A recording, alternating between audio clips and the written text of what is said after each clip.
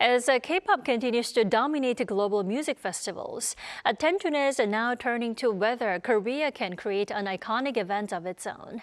To tell us more, we are joined by our culture correspondent, Cho Young-eun. Welcome back, Young-eun. Hello, Dami. So, Young-eun, tell us more about Korea's efforts to create or establish itself as a global K-pop hub.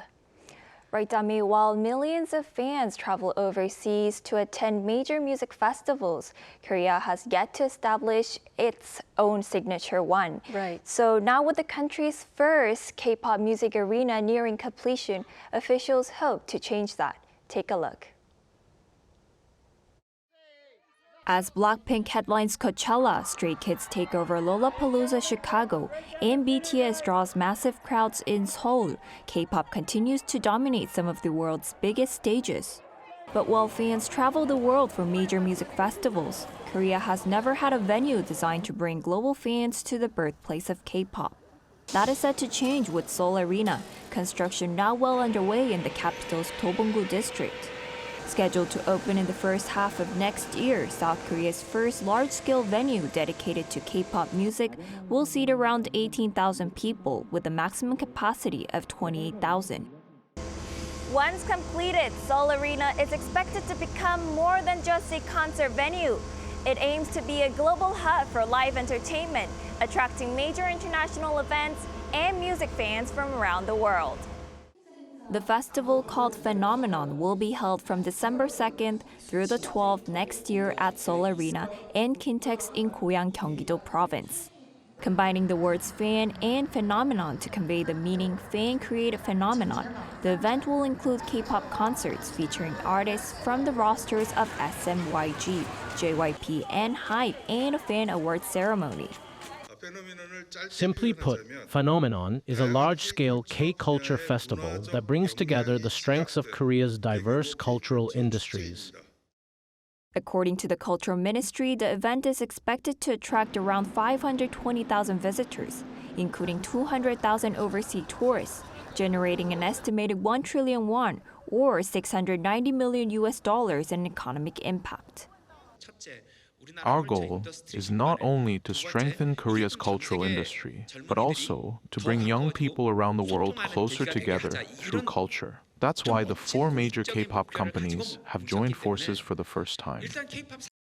Many overseas fans say a large-scale festival featuring multiple K-pop artists would be a strong reason to visit Korea. But the venue, I think they can make, I don't know how it's gonna look, but I think it should be big enough for at least hold, because K-pop fans are like a lot in here. But I do think it will attract more people, like, because I know a lot of people come here only to have concerts, because it's maybe. Yeah. I think so, yeah, because I was actually talking to my husband. I was like, hey, look, there's a Korean Coachella happening. Like, would you be interested? So we're planning on like maybe coming, but depending on where the stadium is. And as Seoul Arena nears completion, expectations are growing that Korea can turn its global K-pop popularity into a sustainable concert tourism industry. So, Young-eun, in your report, you mentioned Seoul Arena as the centerpiece of this entire project. But Korea is already one of the world's biggest K-pop markets. So why is building a dedicated venue like this so significant to begin with? Well, that's because Korea's global success in K-pop hasn't always been matched by the concert infrastructure in the country. So most major performances in Korea have so far relied on multi-purpose stadiums originally designed for sports or other events. Without a permanent destination where fans can experience K-pop year-round, Korea cannot provide visitors with dedicated K-pop content beyond concerts. Industry experts say Seoul Arena fills a long-standing gap, allowing Korea to host bigger productions more efficiently while strengthening its position as a destination for both K-pop and international music performances.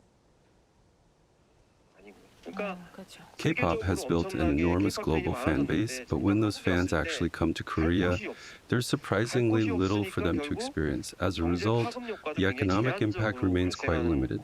What we need is a dedicated space where K-pop fans can fully immerse themselves in K-pop culture. And the Presidential Committee on the Popular Culture Exchange is calling Phenomenon the Korean version of Coachella. What makes this more than just another, festival? Well, the goal is to build an entire tourism ecosystem around K-pop, combining concert with other K-culture experiences. So Korea welcomed nearly 19 million foreign visitors last year, and K-content was one of the biggest reasons for their visit.